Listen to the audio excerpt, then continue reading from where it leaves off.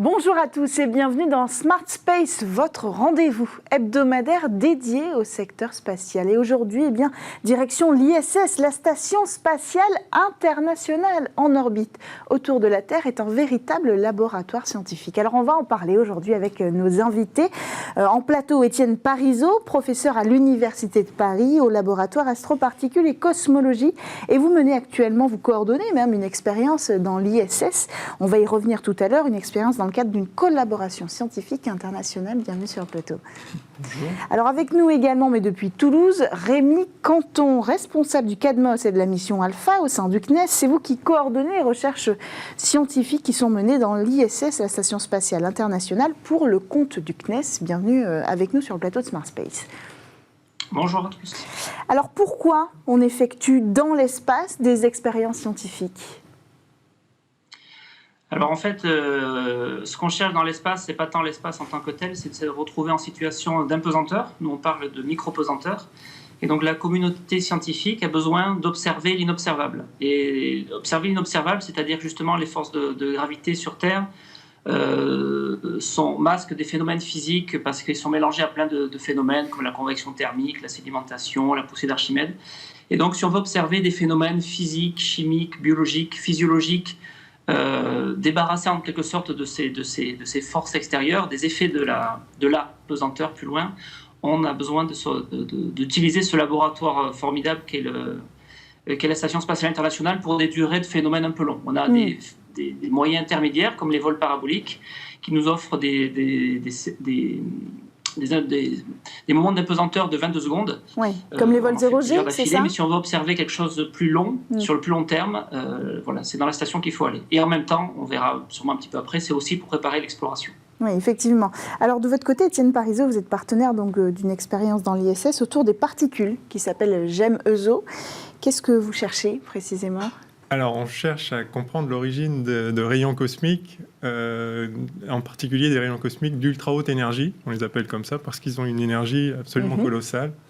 Donc, les rayons cosmiques sont des particules énergétiques, des noyaux d'atomes qui peuvent avoir des énergies très variées jusqu'à les énergies folles correspondant à une balle de tennis à 150 km/h, par exemple, dans un noyau d'atomes. Ouais. Et on ne connaît pas trop l'origine de ces particules et on cherche à les comprendre. Qu'est-ce que ça peut nous apporter comme réponse derrière ? Il faut qu'on comprenne un peu l'enjeu de ces recherches-là pour le grand public. Alors, les rayons cosmiques, en fait, sont un des éléments clés de ce qu'on peut appeler l'écologie galactique. C'est-à-dire, on se représente en général le cosmos comme des étoiles, mais une galaxie, c'est bien plus que des étoiles. Il y a énormément de choses qui se passent. Il y a toute une écologie. Il y a du gaz, il y a du champ magnétique, et puis il y a des rayons cosmiques, et puis il y a tout un tas de processus chimiques, etc. Et les rayons cosmiques, ces particules énergétiques, régulent tout un tas de processus, y compris la formation d'étoiles, y compris la fabrication de certains noyaux. Bref, c'est un enjeu majeur de comprendre la façon dont fonctionne une galaxie, mais aussi du coup d'où viennent ces particules qui ont un rôle si important. On va encore chercher l'origine de l'univers finalement, d'une certaine façon. Oui, en tout cas, enfin bon, oui, l'origine aussi, notre propre origine aussi, parce que ces rayons cosmiques interviennent dans la fabrication de certains noyaux, par exemple le lithium, le beryllium et le bore qu'on retrouve sur Terre, et dont la seule origine est en fait ce rayonnement cosmique. Alors, ce qui vous intéresse, vous, dans l'ISS, c'est pas tant l'absence de gravité que l'absence d'atmosphère. Oui, alors, absolument. Pour les astronomes, évidemment, l'atmosphère est un écran. Et l'atmosphère absorbe certains rayonnements. Et il est important de sortir de l'atmosphère pour pouvoir voir directement le ciel. Alors, en l'occurrence, l'expérience GEM-ESO et quelque chose d'un peu différent, un concept différent. Nous, en fait, on va se servir de l'atmosphère comme véritable détecteur. Ces particules énergétiques, quand elles arrivent dans l'atmosphère, elles ont tellement d'énergie qu'elles peuvent produire des particules secondaires, qui elles-mêmes en ont encore tellement d'énergie qu'elles peuvent produire encore des particules secondaires, et ainsi de suite. Et une particule initiale peut conduire à la production de centaines de milliards de particules secondaires qui vont traverser l'atmosphère. Et dans l'atmosphère, elles vont exciter des molécules qui ensuite, en se désexcitant, vont émettre de la lumière. Donc, et c'est cette lumière qu'on voit. D'accord, l'atmosphère va servir de témoin du passage de ces particules. L'atmosphère révèle la présence de ces particules, l'arrivée de ces particules. Et nous, on se met dans l'espace pour prendre du recul et regarder l'atmosphère l'atmosphère et voir passer ces traînées voir lumineuses. cette interaction. Voilà. Rémi Cantan, outre les particules qui sont un sujet passionnant, quels domaines de recherche sont concernés par la mission Alpha? Parce qu'il faut préciser que un des objectifs de la mission Alpha de Thomas Pesquet dans l'ESS, c'est aussi d'opérer ces expériences scientifiques, celles qui font partie du CNES. Il y en a une vingtaine, arrêtez-moi si je me trompe, et donc il y a ce sujet des particules qui est une collaboration extérieure au CADMOS, mais que fait-on au CADMOS ? Alors en fait, on répond à la demande de la communauté scientifique, des chercheurs, et quel que soit le domaine. Donc effectivement, là, comme le parlait Étienne, il y a des expériences qui sont à l'extérieur de la station pour être dans le vide. Nous, la plupart des expériences qu'on a, elles sont à l'intérieur de la station. Et donc on a deux grandes familles au niveau scientifique, c'est ce qu'on appelle les sciences de la matière et les sciences de la vie. Donc, comme je le disais tout à l'heure, là, pour observer différents phénomènes, que ce soit sur le corps humain, que ce soit sur les plantes, sur tout être vivant, mais aussi sur les matériaux, les fluides, etc. Donc, on répond à ces demandes-là. Dans le cadre de la mission Alpha, on a essayé de faire un programme qui est à notre discrétion, hein, c'est la contribution nationale française à la mission ESA, qui est la mission Alpha. Et donc, on a fait, par exemple, en sciences de la... Je ne vais pas toutes vous les lister, mais...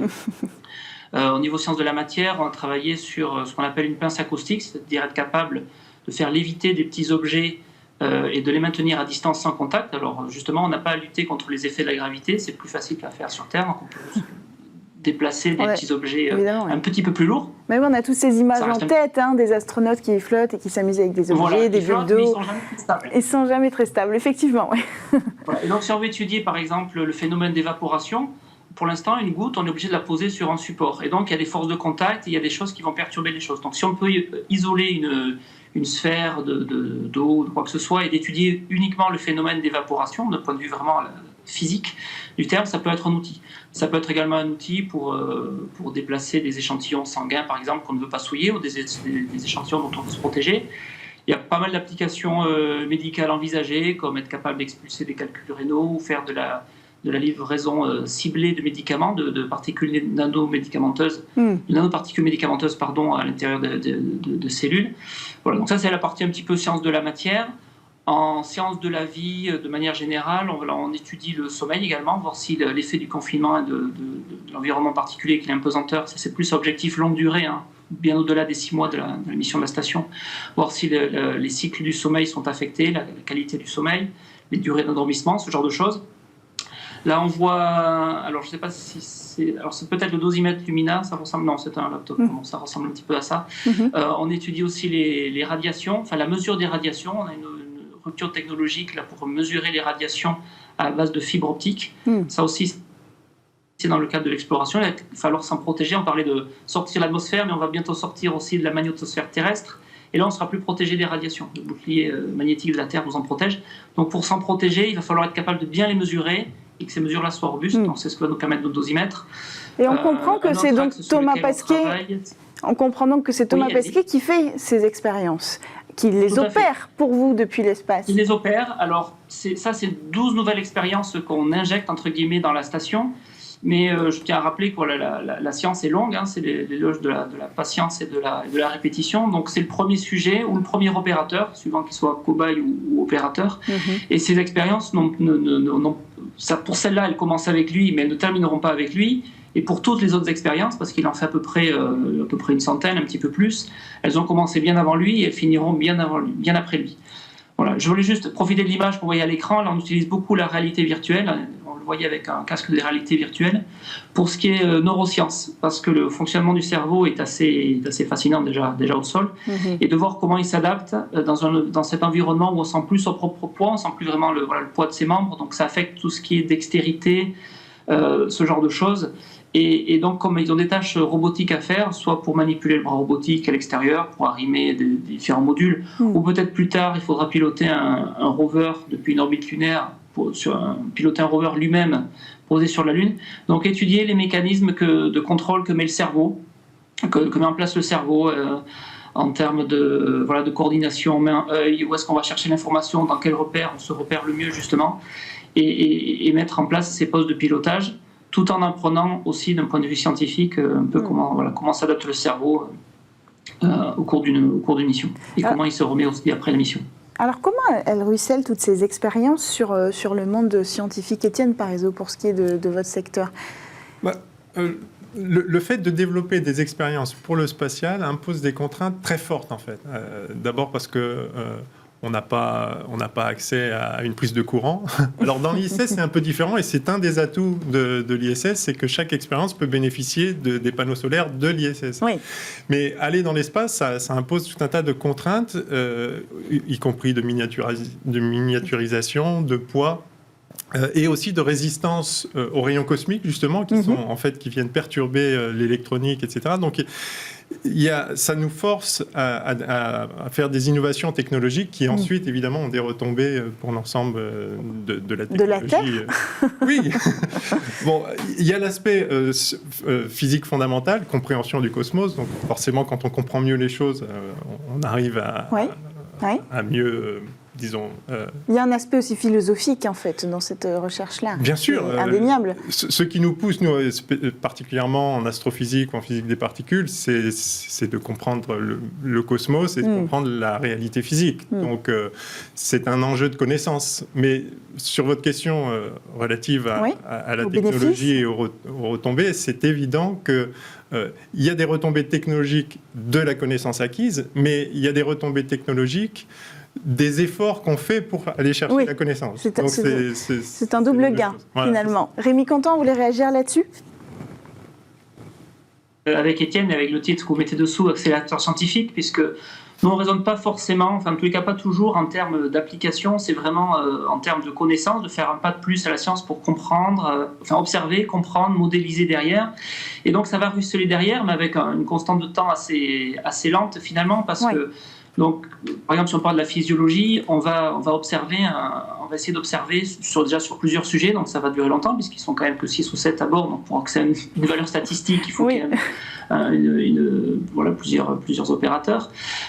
Et puis, c'est juste un maillon pour arriver éventuellement à une conclusion, parce que ce qu'on observe dans la station va être corroboré, complété par des études au sol, pareil aussi avec d'un point de vue statistique un peu plus grand.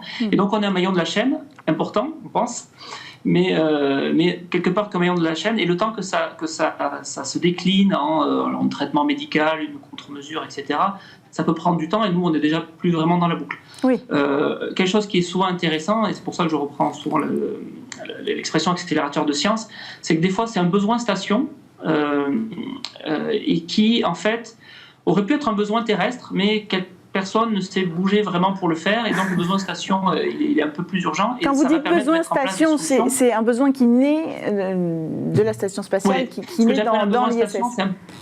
Exactement. Oui. Je peux donner deux exemples, je vais essayer d'être un peu succinct. Lors de la première mission de Thomas Pesquet, on a développé un échographe téléopéré, parce que les astronautes ne sont pas forcément médecins et encore moins échographistes, et faire une échographie c'est déjà compliqué au sol, c'est une spécialité, donc en plus c'est pas votre métier, que vous n'êtes pas forcément entraîné très longtemps dessus et que les organes ne sont pas au même endroit, on le délègue à quelqu'un dont c'est le métier au sol. Donc on a fait des sondes motorisées, et c'est quelqu'un au sol qui fait ça. Donc c'est un échographe miniaturisé, parce qu'on l'a vu tout à l'heure dans la station, c'est très contraignant en termes de volume, de choses. Donc on est allé dans la miniaturisation, dans la simplification. Ben, c'est une ligne de plus dans le catalogue des échographistes aujourd'hui qui peut servir dans les déserts médicaux pour faire de l'échographie à distance. On aurait pu y penser avant ou le faire avant sur Terre. C'est le besoin dans l'ISS, pour le suivi médical des astronautes ou pour le besoin scientifique, qui a nécessité ce besoin. Un autre exemple, on travaille sur ce qu'on appelle l'expérience Matisse, qui s'appelle des surfaces innovantes ou intelligentes. C'est un traitement physique des surfaces qui fait que les bactéries ne vont pas s'accrocher, ne vont pas proliférer en faisant des biofilms. Et ça, c'est un besoin dans la station spatiale, parce qu'il y a des endroits compliqués. Ça, c'est un environnement clos, donc il faut éviter la prolifération de bactéries. Et donc, il y a des endroits qui sont difficiles d'accès pour trivialement le ménage. Et donc, avec ces parois qui pourraient qui résistent en grosso modo à la corrosion bactérienne, donc c'est un besoin pour l'espace, mais finalement, en premier lieu, ça va nous servir pour la santé publique, pour les poignées de porte dans les hôpitaux, dans les sites publics, les poignées de bus, etc. Donc ça va ruisseler sur des applications terrestres qu'on n'avait pas forcément envisagées au départ, ce n'était pas le but principal. Mais qui vont tous nous concerner. Tout le monde va bénéficier dans tous les domaines. Oui, tout le monde va en bénéficier. Donc si je comprends bien, en fait, l'ISS, c'est un levier dans le développement stratégique ou économique d'un secteur scientifique. À quel moment, vous en avez un petit peu parlé tout à l'heure, une expérience dans l'ISS se transforme en produit porté par une start-up ou une entreprise pour une innovation? Alors ça peut être assez long. Je ne peux pas donner ça se compte plutôt en années. Hein. C'est comme je dis, voilà. Alors, on allait assez vite au départ. C'est-à-dire qu'il forcément, il y a au tout début de l'ère spatiale, on a appris très très vite beaucoup de choses sur le corps humain et donc ça peut mettre des choses en place assez vite, par exemple. Aujourd'hui, on n'en est plus, on ne va pas découvrir un organe tout soudainement en orbite, donc on va plutôt travailler avec du matériel plus performant pour des choses un peu plus poussées, de la connaissance fondamentale. Donc ça va prendre un petit peu plus de temps. Mais un autre exemple là, qui est allé assez rapide, là, je reviens à mon échographe. On pensait donc déjà à l'étape d'après qui était de faire de la reconnaissance automatique d'organes avec de l'intelligence artificielle, qui est l'étape d'après quand les astronautes seront seuls sur la Lune ou sur Mars, avec un lien un peu plus compliqué avec la Terre. Donc pour faire du machine learning, pour apprendre à notre échographe portatif à reconnaître des organes, on l'a utilisé dans les hôpitaux de Toulouse et il se trouve que c'était au début de la crise du Covid. Et donc en faisant des échographies comme ça de couloir plutôt que dans une espèce de bloc vraiment d'échographie, on a pu observer des signatures particulières au niveau des poumons du Covid. Donc ça a permis de faire un peu le tri des patients. Donc cette application-là, elle a été finalement très rapide, mais on doit reconnaître pas voulu, on va dire. Non, ouais. Donc, alors, oui. Si je peux me permettre, en fait, on sous-estime souvent l'intérêt de la connaissance pour elle-même. C'est-à-dire, vous connaissez cette fameuse phrase on n'invente pas l'ampoule électrique en cherchant à améliorer la bougie, d'accord ? Et on n'invente pas la diode LED en cherchant à améliorer l'ampoule électrique. C'est-à-dire que quand on fait un pas dans la connaissance, on ouvre des portes absolument nouvelles. Et donc, chercher à comprendre notre cosmos, chercher à comprendre la réalité physique, en soi, c'est un facteur de progrès, y compris technique et technologique, qui vraiment est pas à sous-estimer. Donc, même si, disons, on peut viser... Ce n'est pas l'objectif. La retombée n'est pas l'objectif. C'est ça. C'est la science pour la science. En tout cas, on ne sait pas ce qui va retomber. Mais on sait que quand on va accroître notre connaissance, on va faire un pas majeur pour l'humanité. Bien sûr. Ouais. Alors, qu'est-ce qui va se passer ? On a la privatisation de l'espace aujourd'hui. Qu'est-ce qui va se passer pour la Station spatiale internationale, pour les expériences qui sont menées dans la Station spatiale internationale, qui doit fermer ses portes bientôt, hein, on parle de 2030. On ne sait pas, c'est une date qui a été bientôt, ça repoussée. laisse encore un petit temps. Et effectivement, on pense à la suite, on pense à l'après. Donc oui, 2028-2030. Parce que alors il y a beaucoup de facteurs en jeu, hein, il y a des facteurs de politique, nationaux, etc., notamment par le côté américain et le côté chinois pour retourner sur la Lune. La science va être opportuniste à ce moment-là pour apprendre aussi des choses une fois par exemple sur la Lune, mais le besoin d'être en apesanteur et donc de tourner en orbite basse autour de la Terre, il va rester. Pour l'instant, la station, on peut penser que la fin de la station, ce sont des problèmes de vieillissement technique, c'est pas vraiment le problème, hein. On parlait des panneaux solaires tout à l'heure, les anciens panneaux, on est en train de les changer. Thomas a fait des sorties extravéhiculaires pour mettre des nouveaux, il y a un nouveau module russe qui est arrivé, donc s'il y a un module qui est défaillant, on l'enlèvera. C'est plus son financement qui va conditionner la durée. Et du coup, on fera où les expériences ? Sur la Lunar Gateway, la station orbitale prévue ? Du coup, on travaille sur des expériences sur le Gateway, effectivement, pour être en orbite lunaire. Et après, on verra un peu... Donc là, il y aura des choses à faire et en orbite lunaire et sur la surface lunaire. Et on réfléchit aussi d'un point de vue partenariat public-privé sur comment prolonger la station pour que ça soit pas entièrement du financement public, parce qu'effectivement ça coûte, on peut pas forcément lutter sur tous les fronts, mais les agences spatiales continueront à défendre la science. Et s'il y a besoin de rester entre guillemets en orbite terrestre, c'est déjà suffisamment compliqué d'y aller là, donc pour ces besoins-là, on n'a pas forcément besoin de tourner autour de la Lune. Voilà, ça sera le rôle des agences de travailler en collaboration avec le secteur privé pour pour avoir des prix abordables. Peut-être dire un mot rapide aussi de la collaboration internationale. En soi, c'est très important. Enfin, on a parlé de GEMOSO rapidement, il y a des manips comme AMS ou CALET, etc., qui sont des collaborations internationales extrêmement importantes aussi pour faire travailler les gens ensemble et partager une culture commune. Et ce sera le mot de la fin. Merci beaucoup Étienne Parizeau pour cette conclusion. C'est très important de le rappeler. Tout ça a lieu grâce à une coopération internationale. Merci. Alors Étienne Parizeau, professeur à l'Université de Paris au laboratoire astroparticules et cosmologie. Merci à vous également Rémi Canton, responsable du CADMOS de la mission Alpha également au sein du CNES. C'était la fin de cette émission, la fin aussi de Smart Tech. On se retrouve lundi pour une nouvelle émission avec Delphine Sabatier. Bon week-end.